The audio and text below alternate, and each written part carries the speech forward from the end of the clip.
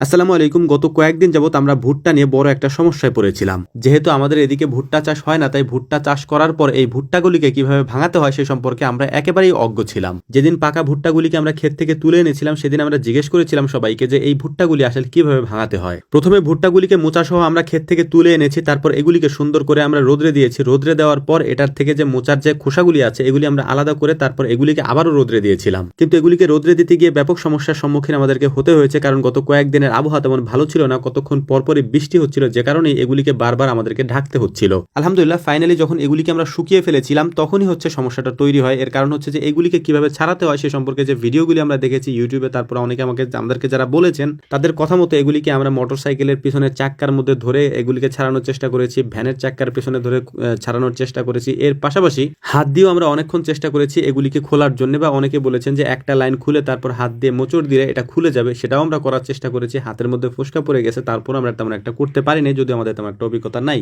এরপরে মূলত আমরা করেছিলাম যে মারাই কলের মধ্যে দিয়ে, যেগুলি দিয়ে আমরা ধান মারাই করি, সেটার মধ্যে দেওয়ার চেষ্টা করেছি যে এটার মধ্যে দিলে এটা হয় কিনা। তো দেখলাম যে কিছুটা এটা দেওয়া হয় বা এটা দিয়ে করা যাবে ইনশাআল্লাহ, কিন্তু সেটাও খুব রিস্কি একটা কাজ। এটার কারণ হচ্ছে যখন এটার মুখের মধ্যে দেওয়া হয়, মানে এই মারাই কলের মুখের মধ্যে এটা দেওয়া হয়, তখনই ছিটে বাইরে আসে কয়েকটা। ওইগুলো যদি গায়ের মধ্যে লাগে তাহলে মানে ক্ষতি হওয়ার সম্ভাবনা আছে, ইনজুর হওয়ার সম্ভাবনা আছে। এর মাঝে আনিস ভাই আমাদেরকে বললেন যে ভাই, এক লোক আছে যিনি এই ভুট্টাগুলি আপনাকে ভাঙিয়ে দিতে পারেন। তিনি আমাদের পাশের গ্রামে, মানে অর্থাৎ আমাদের কয়েকটা গ্রাম পরেই তাদের বাড়ি। তো সেখান থেকে তার মেশিনটা এনে তারপর এই ভুট্টাগুলি ভাঙানো যেতে পারে। তো আনিস ভাইকে সাথে নিয়ে আমরা ওই ভাইয়ের বাড়িতে গিয়েছিলাম এবং ওনার মেশিনটা সহ ওনাকে নিয়ে এসেছি, এবং এখন এটা দিয়ে আমরা এই ভুট্টাগুলি ভাঙানোর চেষ্টা করবো ইনশাআল্লাহ। ফাইনালি কতক্ষণ পর পলিথিন দিয়ে এটা ঢাকতে হচ্ছিল। এর কারণ হচ্ছে যে মাঝে মাঝে বৃষ্টি হচ্ছে, মানে দিনের মধ্যে 4-5 বার করে বৃষ্টি আসে এবং 4-5 বার করে এটাকে আমাদেরকে ঢাকতে হয়। তো ফাইনালি আমরা এটাকে এখন নিচে নামিয়ে নিয়ে আসবো। শুকানোর পরে হালকা শুকিয়ে গিয়েছে, এটাকে নিচে নামিয়ে নিয়ে এসে তারপর ওই মেশিনে আমরা ভাঙানোর চেষ্টা করব, যেটা আমাদের কয়েকদিনের একেবারে মানে একটা দুশ্চিন্তার কারণ এতগুলি ভুট্টা হাত দিয়ে ভাঙানো আমাদের পক্ষে সম্ভব না।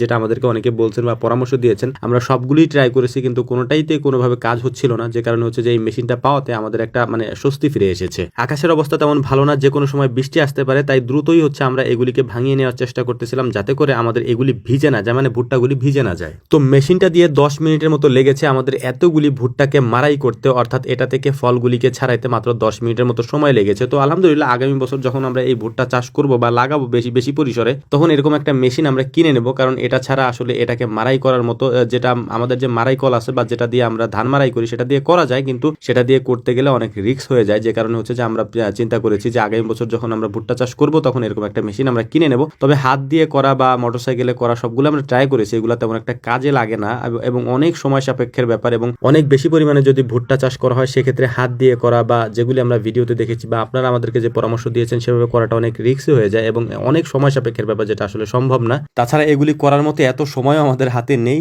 যে কারণেই আমরা সিদ্ধান্ত নিয়েছি আগামীতে আমরা একটা মেশিন কিনে নেব ইনশাআল্লাহ। তো আমাদের জন্য দোয়া করবেন। আসসালামু আলাইকুম ওয়া রাহমাতুল্লাহ।